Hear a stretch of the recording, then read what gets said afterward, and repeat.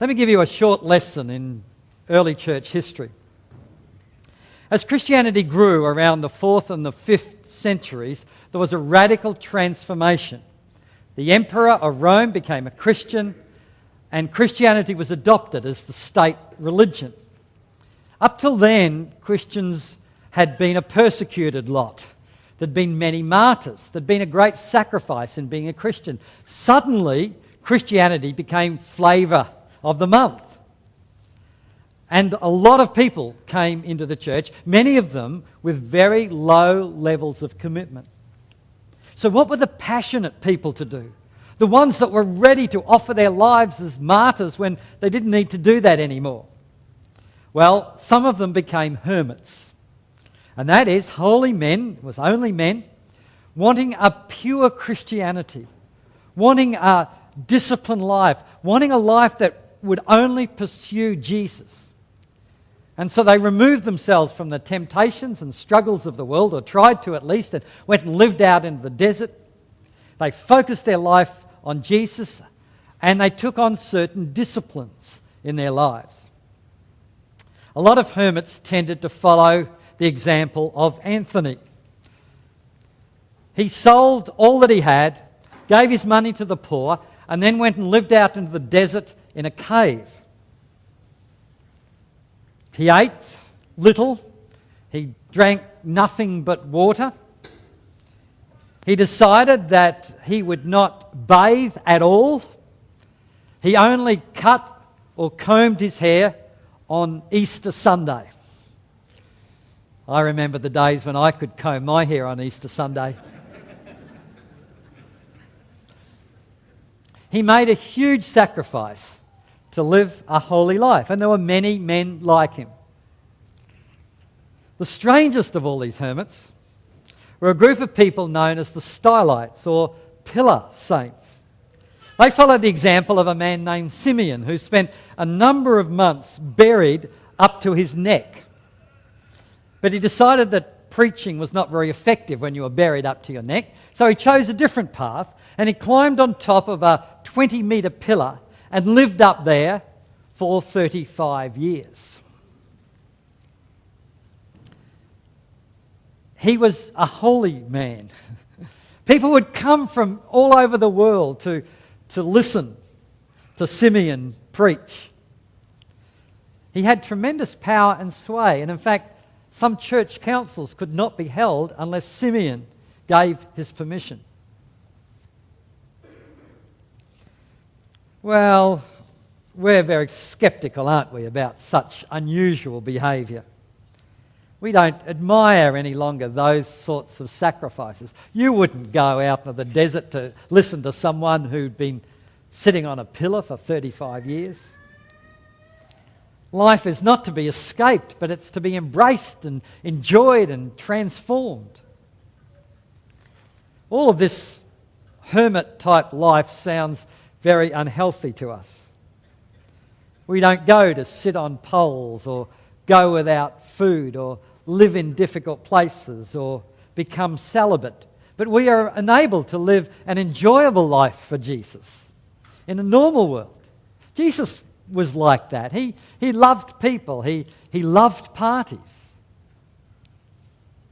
We grow spiritually in the world, not by withdrawing from it. But don't get the idea that Christianity is just a piece of cake. You kind of sit back and enjoy life and you grow as a Christian. Spiritual growth is kind of like physical fitness to me.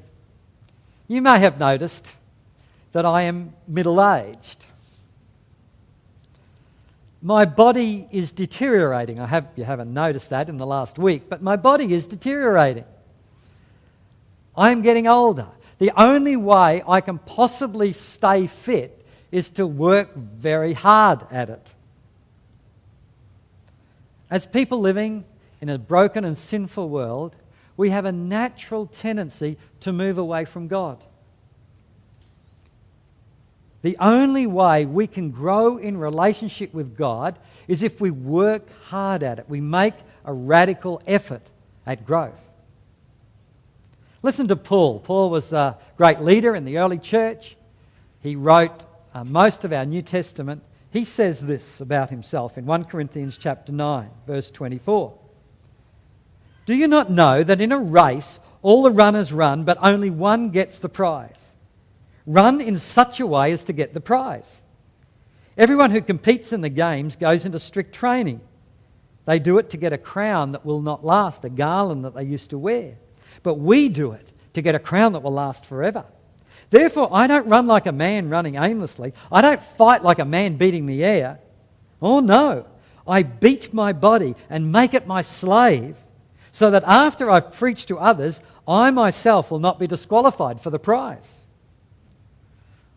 Paul's behaviour there sounds almost like that of a hermit, doesn't it? I beat my body. I make it my slave. But of course he's not talking literally. He's taking the picture of an athlete, a runner or a boxer, and the incredible amount of self-discipline that's required to train their body to be successful in their form of athletics. I was sitting next to a guy in the plane this last week and struck up a conversation with him and found out that he and his sons were into mountain bike riding. And so we talked for a little while about mountain bike riding. He was I'd say about 45 years of age. And I asked him, seeing he was competing in competitions, I said, do you need to train? And he said, oh, I sure do. He said, I get up at 5 o'clock every morning and ride for an hour and a half. The guy lives in Wagga. Do you know what it's like in Wagga at 5 o'clock in the morning? They're already into thermal underwear there, I can tell you. He gets up in the pitch black and rides for an hour and a half. What a huge effort that is. Some of you young mums are saying, that's nothing to what I do. At least he gets to bed. I don't even have a chance to do that. And you make an incredible effort as well.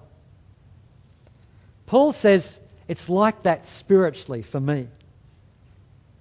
I want to be there at the end. I want to still be winning and growing spiritually.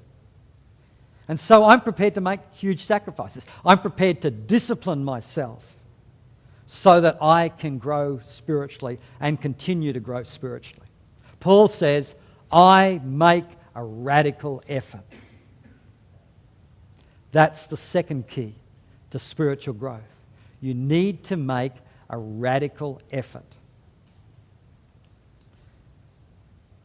Spiritual growth certainly requires discipline.